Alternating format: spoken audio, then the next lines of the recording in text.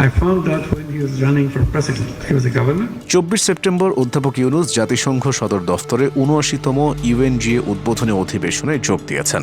অন্তর্বর্তী সরকারের প্রধান উপদেষ্টা হিসেবে সাম্প্রতিক নিয়োগের অভিনন্দন জানাতে প্রেসিডেন্ট জো বাইডেন আজ বাংলাদেশের প্রধান উপদেষ্টা ডক্টর মোহাম্মদ ইউনূসের সাথে বৈঠক করেছেন। এরপর বাংলাদেশের প্রধান উপদেষ্টা অধ্যাপক ডক্টর মোহাম্মদ ইউনূসের সঙ্গে জাতিসংঘ সাধারণ পরিষদের অধিবেশনের ফাঁকে পাকিস্তানের প্রধানমন্ত্রী শাহবাজ শরীফ সাক্ষাৎ করেছেন। এছাড়াও কানাডার প্রধানমন্ত্রী জাস্টিন ট্রুডোর সঙ্গে সৌজন্য সাক্ষাৎ করেছেন প্রধান উপদেষ্টা ডক্টর মোহাম্মদ ইউনূস। বাংলাদেশের জন্য সব দিক থেকেই এই অধিবেশন অত্যন্ত গুরুত্বপূর্ণ, কেননা সরকার পতনের পর এটি প্রথম জাতিসংঘের আন্তর্জাতিক কোনো সম্মেলন। এর আগে মানবাধিকার ও গণতন্ত্র ইস্যুতে আওয়ামী লীগ সরকারের সময় যুক্তরাষ্ট্র, ইউরোপীয় ইউনিয়ন সহ পশ্চিমা অনেক দেশের সাথে বাংলাদেশের এক প্রকার টানাপোড়েন তৈরি হয়েছিল। মানবাধিকার সংস্থাগুলো বাংলাদেশের পরিস্থিতির কড়া সমালোচনা করে আসছিল। তাই এই সম্মেলনকে বাংলাদেশের জন্য ভাবমূর্তি পুনরুদ্ধার এবং পশ্চিমা দেশগুলোর সঙ্গে সম্পর্ক উন্নয়নের একটি প্রেক্ষাপট হিসেবে বিশ্লেষকদের অনেকেই দেখছেন।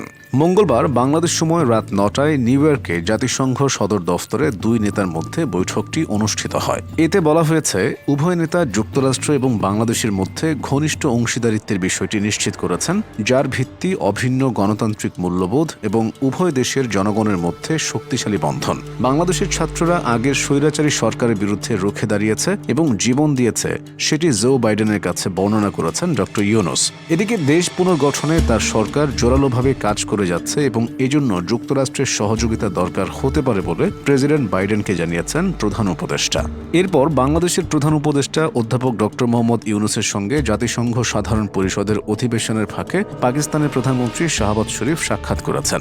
স্থানীয় সময় মঙ্গলবার নিউ ইয়র্কে জাতিসংঘ সদর দফতরে তাদের এ সাক্ষাৎ অনুষ্ঠিত হয়। এ সময় তারা একে অপরের সঙ্গে কুশল বিনিময় করেন এবং দুদেশের স্বার্থ সংশ্লিষ্ট বিষয়ে আলাপ করেন।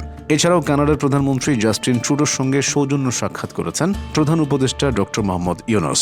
স্থানীয় সময় মঙ্গলবার অনুষ্ঠিত সংক্ষিপ্ত এই বৈঠকে দুই নেতা বাংলাদেশ কানাডার সম্পর্ক আরও সুদৃঢ় করার উপায়, জনসাধারণের স্বাধীনতা আরও বিস্তৃত করা, প্রাতিষ্ঠানিক সংস্কার এবং বাংলাদেশের যুব সমাজকে সহায়তা করার বিষয়ে আলোচনা করেন।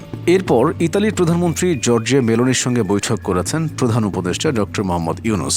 ক্লিন্টন গ্লোবাল ইনিশিয়েটিভ ২০২৪-এর এক বৈঠকে সাবেক মার্কিন প্রেসিডেন্ট বিল ক্লিন্টনের সঙ্গেও একই মঞ্চে দেখা যায় বাংলাদেশের প্রধান উপদেষ্টাকে। জাতিসংঘের সাধারণ পরিষদের অধিবেশনের ফাঁকে আন্তর্জাতিক মুদ্রা তহবিল তথা IMF-এর ব্যবস্থাপনা পরিচালক ক্রিস্টালিনা জর্জিয়েভার সঙ্গে সাক্ষাৎ করেছেন ডক্টর ইউনূস।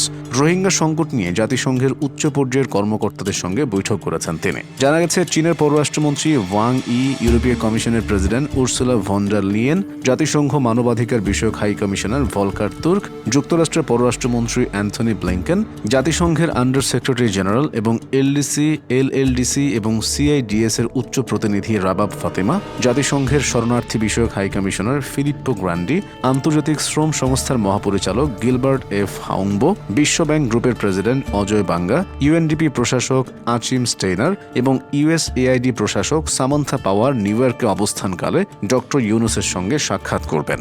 বিশ্ব নেতাদের সাথে তার এই বৈঠক বাংলাদেশের মানুষের জন্য ফলপ্রসূ ফলাফল বয়ে আনবে, এমনটাই প্রত্যাশা সবার।